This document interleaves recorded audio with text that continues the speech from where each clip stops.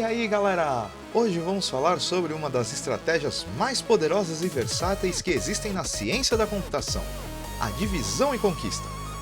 Vejam só essa imagem aqui. Isso são os Vingadores, certo? Heróis incríveis, cada um com seus superpoderes.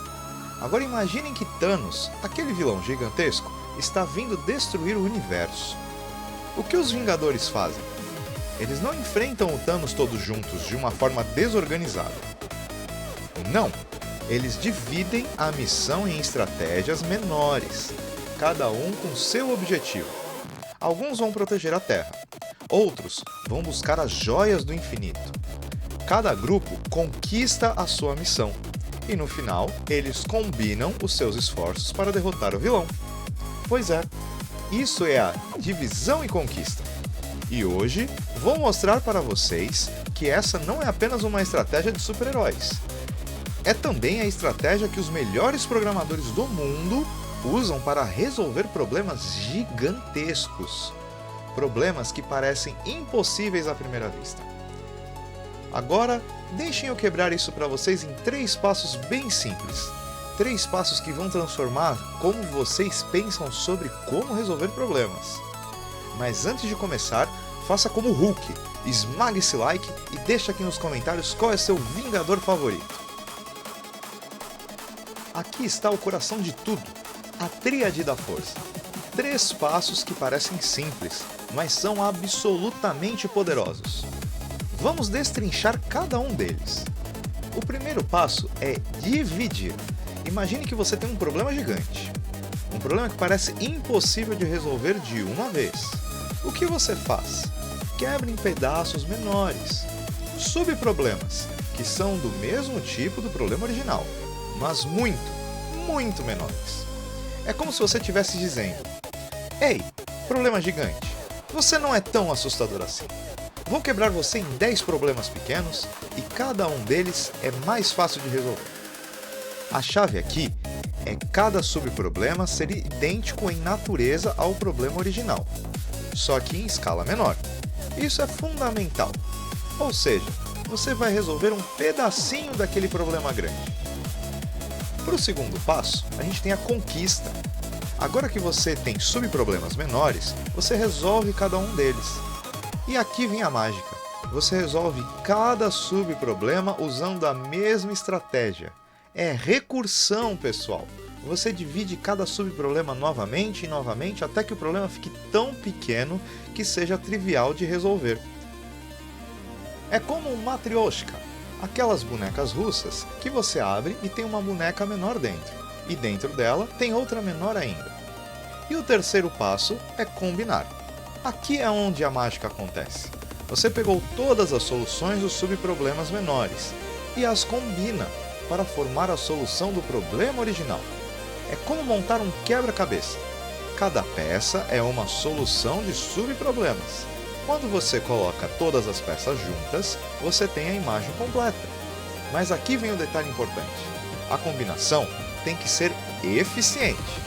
Se a combinação levar mais tempo que a divisão e a conquista economizam, então a estratégia não vale a pena. Nós podemos comparar a divisão e conquista como um campeonato de futebol. Não adianta a gente pensar que quer ser o campeão se não jogar nenhuma partida. Nós primeiro precisamos jogar as partidas da primeira chave, depois da segunda chave e ir passando até chegar na última chave, onde você vai estar ali disputando o primeiro e o segundo lugar. São sempre os mesmos jogos e é como se você estivesse sempre usando a mesma estratégia. No final, se você ganhar, você vai se tornar campeão. É a mesma coisa com a divisão e conquista. Só toma cuidado para o seu time não ser rebaixado. Vamos ver exemplos práticos disso em breve. Vocês conhecem Star Wars, certo? Então imaginem que vocês estão em uma guerra contra o exército de 1000 clones. Sim, 1000 clones! Parece impossível, não é? Um soldado sozinho não consegue derrotar 1000 clones. Seria uma maluquice. Mas e se você tivesse uma estratégia? Se você dividisse suas forças em 10 esquadrões e 100 clones cada? Agora, o problema ficou muito mais gerenciável. Cada esquadrão tem uma missão clara. Vocês vão para o setor norte e derrotam os 100 clones lá. e assim por diante. Agora, cada esquadrão está enfrentando um subproblema que é exatamente do mesmo tipo do problema original. Derrotar 100 clones é o mesmo tipo de problema que derrotar 1000 clones, só que em escala menor, muito mais fácil de resolver. Cada esquadrão conquista sua missão. Eles usam a mesma estratégia. Talvez eles também dividam seus 100 clones em 10 grupos de 10. Cada soldado enfrenta 10 clones. Muito mais viável. Quando todos os esquadrões combinam suas vitórias, você tem a vitória total. O exército inteiro foi derrotado. Problema resolvido. E a chave de tudo isso, pessoal? E a chave de tudo isso é o subproblema do mesmo tipo do problema original. Isso permite que a gente use recursão, que é a gente aplicar a mesma solução em diferentes níveis. Imaginem agora que vocês são Indiana Jones. Vocês têm um mapa gigantesco do mundo e vocês estão procurando por um tesouro específico. O tesouro está em uma cidade que começa com a letra M, mas o mapa tem cidades listadas em ordem alfabética. Milhares de cidades. Agora, vocês poderiam começar do A e ir verificando cada cidade, mas isso levaria uma eternidade. Ou vocês poderiam ser inteligentes sobre isso. Vocês abrem o mapa no meio. Vejam qual que é a letra do meio. Digamos que é a letra K. Vocês sabem que a cidade que procuram está na segunda metade do mapa. Vocês acabaram de dividir o problema pela metade. Agora, vocês peguem a metade relevante e fazem a mesma coisa de novo. Dividem pelo meio, verificam e descartam a metade errada.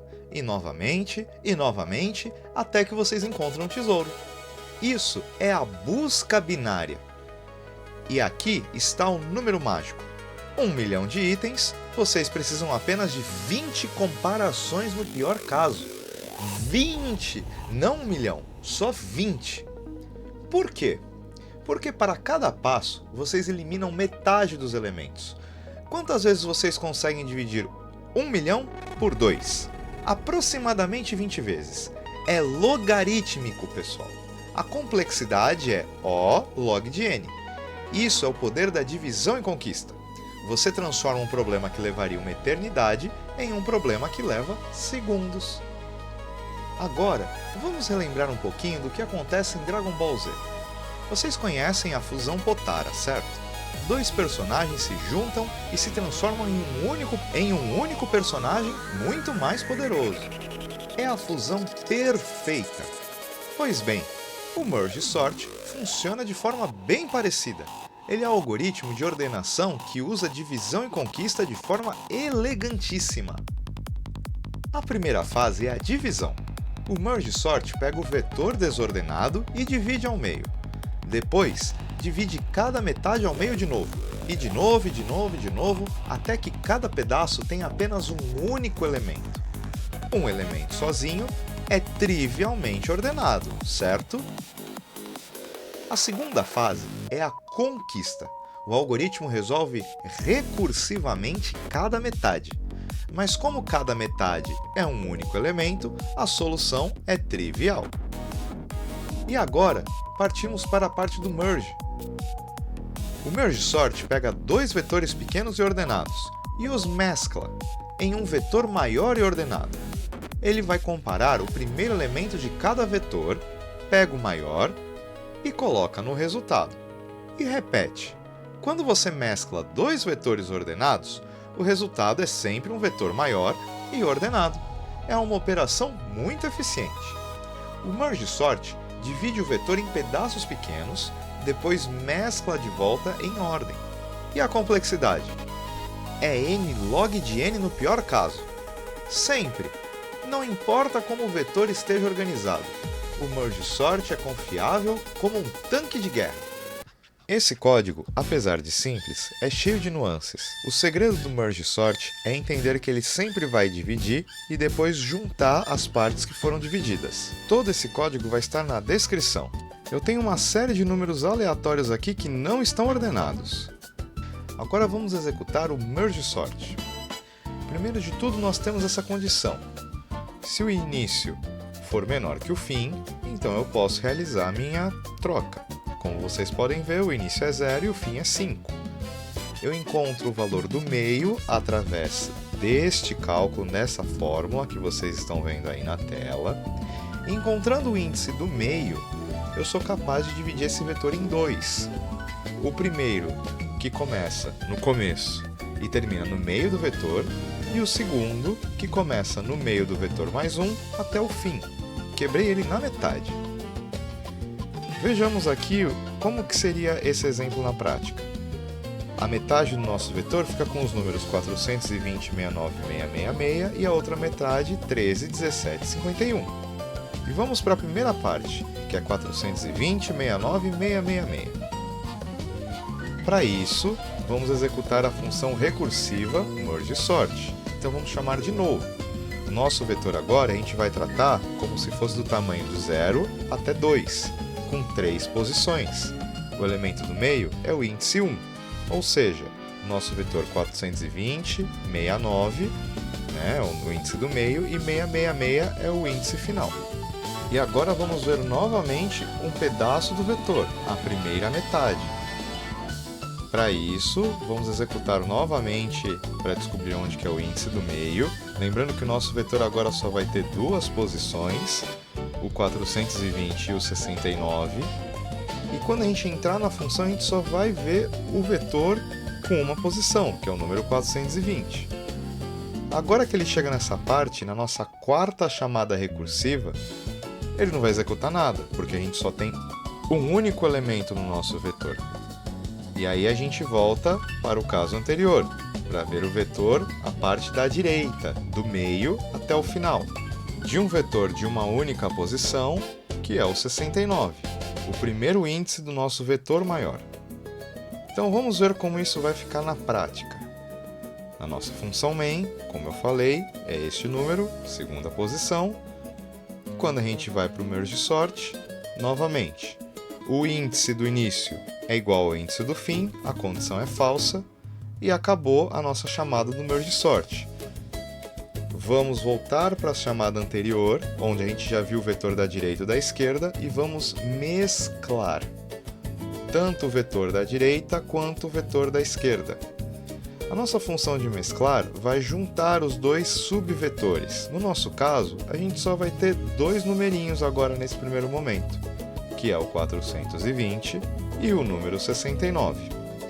Vamos fazer um vetor temporário de esquerda e de direita, com tamanho 1 cada um, porque a gente só tem um único número, e vamos calcular todas as partes para saber o que vai ficar para cada lado, qual é o número maior e qual que é o número menor. Então a gente vai copiar o dado, fazendo essa atribuição bem simples. O destino vai receber o valor da origem. Não tem segredo. A gente faz tudo isso para a esquerda e faz tudo isso para a direita também. Vocês podem ver aí no vídeo, foi feito primeiro da esquerda, começando do início, indo até o final do tamanho do vetor, e o da direita indo do meio até o fim. É simples, parece complicado, mas é bem tranquilo. Aqui nós temos alguns índices para verificar se ainda temos dados no vetor. Se tem índice no vetor, quando a gente obedece essa fórmula, o índice atual é menor que o tamanho total, né? Então a gente verifica se existem dados tanto na direita, tanto na esquerda. Fazendo isso, nós podemos usar essa fórmula de novo aqui do menor igual, simples também, não tem segredo, para ver se a gente intercala qual dos dois, né? Qual que vai para a esquerda ou qual que vai para a direita. Fazendo tudo isso, a gente verifica se ainda existem dados no carinha da esquerda, né, no nosso vetor da esquerda, e depois se tem na direita. Então a gente vai unir esses dois vetores e ver se sobra. Quando é que pode sobrar o dado? Se a gente divide um número e aí fica 1 para um lado e 2 para o outro, né? Isso é comum de acontecer. Quando o vetor ele tem números ímpares, né? Então olha só, aqui a gente já ordenou o 69 e o 420, ele foi trocado, a gente fez para esses dois. Agora a gente vai repetir tudo isso para o vetor inteirinho. E como vocês podem ver, vamos mesclar tudo, as nossas funções recursivas estão diminuindo. A primeira parte do nosso vetor ordenado, 420, 69, 666, se tornou 69, 420 e 666. 666 é o maior de todos, então ele nem mexeu. Agora a gente vai ordenar a outra metade do vetor e intercalar todo mundo. E aqui está o vetor completamente ordenado em ordem crescente. Como vocês podem ver, os números vão do menor para o maior. Se o Merge Sort é sobre mesclar, o Quicksort é como partir. Ele faz isso de forma muito inteligente. A chave do Quicksort é um elemento chamado pivô. O pivô é como um general em um campo de batalha. Você escolhe um elemento como pivô, e esse elemento vai dividir o exército em dois lados. Todos os elementos menores que o pivô vão para a esquerda. Todos os elementos maiores que o pivô vão para a direita. E o pivô? Ele vai ficar no meio. Depois dessa partição, o pivô está em sua posição final e ordenada. Agora, vocês pegam a lista da esquerda e façam a mesma coisa de novo. Escolham um novo pivô, particiona e novamente na lista da direita. Isso é novamente uma recursão. Mas aqui está a diferença em relação ao Merge Sort. No Quicksort, a combinação é trivial. Por quê? Porque depois que você particiona, o vetor já está quase ordenado. Você não precisa fazer nada, já está tudo no lugar certo. Então, o Quicksort é muito mais rápido que o Merge Sort em média. A complexidade é n log de n, no caso médio. Mas se você escolher um pivô ruim, a complexidade pode cair para n ao quadrado. É como se você escolhesse um general que não consegue dividir o exército em dois lados equilibrados. O Quicksort é o speedrun dos algoritmos. Rápido em média, mas tem um pequeno risco de glitch. Agora, vamos ao Quicksort. Novamente tenho meus 6 elementos aleatórios, bagunçados numa ordem qualquer dentro do meu vetor. E vamos organizá-los usando o Quicksort. Como vocês podem ver, o Quicksort também é recursivo. Primeiro de tudo, nós precisamos verificar se os índices são válidos, uma vez que ele é recursivo, baseado nessa fórmula que vocês estão vendo aí na tela. O segredo do Quicksort está no pivô. Para isso, vamos particionar o nosso vetor. No nosso caso, o pivô vai ser o último elemento, que é o número 51. Fazendo isso, nós vamos salvar o valor do pivô, certo? E aí vamos procurar fronteiras no nosso vetor. No caso, a gente quer saber que são valores que são menor que o pivô. O explorador é a variável que vai varrer o vetor inteirinho para descobrir onde tem valores que são menores que o nosso pivô. Então, toda vez que a gente encontrar um valor que for menor ou igual ao nosso pivô, como vocês estão vendo aí na tela, a gente vai incrementar o índice da fronteira dos menores e fazer essa substituição. Veja só as comparações que estão sendo feitas. Aqui nós finalmente encontramos um número que de fato é menor que 51, o número 13. Andamos o índice da fronteira com os menores e realizamos a nossa troca. Então vamos trocar o 13 com o 420. Estou usando essa macro apenas para simplificar o entendimento, mas é um algoritmo de troca simples. Com a troca feita, vamos trocar agora o 17, que trocou com o número 69, da posição 1. No final de tudo isso, vamos reajustar onde o nosso pivô vai ficar no nosso vetor e vamos realizar a troca do pivô. No caso, vou trocar o 51 com o 666. Percebam que o meu vetor já está parcialmente ordenado. E agora eu faço para as outras duas metades, 13 e 17, 420, 69, 666. A ideia do Quicksort é que o nosso pivô já foi ordenado. E agora a gente vai ordenar o restante, a parte da esquerda do pivô e a parte da direita do pivô. Realizando isso, nós temos o nosso vetor completamente ordenado. Lembrando que, como é um algoritmo recursivo, vamos repetir todos os passos anteriores para o vetor inteirinho. Tá vendo esse sinal no céu? É o bate-sinal. quando Gotham City está em perigo, eles acendem o bate-sinal. Bem, há um bate-sinal também para a divisão e conquista. Há certos sinais que indicam que você deve usar essa estratégia. O primeiro critério é quando o problema é grande. Se o seu problema é muito grande para ser resolvido de uma vez, é hora de considerar a divisão e conquista. O segundo critério é você ter subproblemas idênticos. Isso é crucial. Se você consegue quebrar o problema em subproblemas que são exatamente do mesmo tipo do problema original, só que menores, então a divisão e conquista é uma ótima escolha. Lembre-se do exército de clones. E o terceiro e o último critério é a combinação eficiente. É o detalhe mais importante. A combinação das soluções dos subproblemas tem que ser eficiente. Se a combinação levar mais tempo do que você economizou com a divisão e conquista, então a estratégia não vale a pena. Pense em como você vai reorganizar todo o seu exército. Se eles tiverem uma bagunça, e quando você reorganizar eles tiver uma bagunça também, não vai adiantar em nada. Quando esses três critérios são atendidos, o bate-sinal acende, e é hora de usar a divisão e conquista. Os exemplos clássicos são busca binária, merge sort, quick sort, multiplicação de matrizes e a clássica e tão temida na implementação, mas ovacionada em suas aplicações, transformada de Fourier. E agora, como de praxe, se vocês querem se tornar uns mestres Jedi dos algoritmos, vocês precisam consultar os Grimórios do Conhecimento. E aqui a gente tem as principais referências, desde os clássicos até os livros mais aprofundados do assunto. A mensagem é clara, o conhecimento está em todo lugar, você só precisa procurar. E lembrem-se, a teoria é a base, mas a prática é o que forja o herói, hein? Não é o suficiente só ler sobre esses algoritmos. Vocês precisam implementá-los, codificar, testar e experimentar. Só assim que vocês realmente vão entender. Chegamos ao fim da teoria. Mas agora é a hora de saber se você consegue passar de faixa. Para isso, a gente precisa fazer uma side quest. Preparei 10 missões bônus que eu fixei aqui nos comentários do vídeo, hein? O grind é real, mas a recompensa é o domínio do código. Peguem seus teclados, preparem seus compiladores e bora pro código. Esses exercícios vão desde o básico até desafios mais complexos.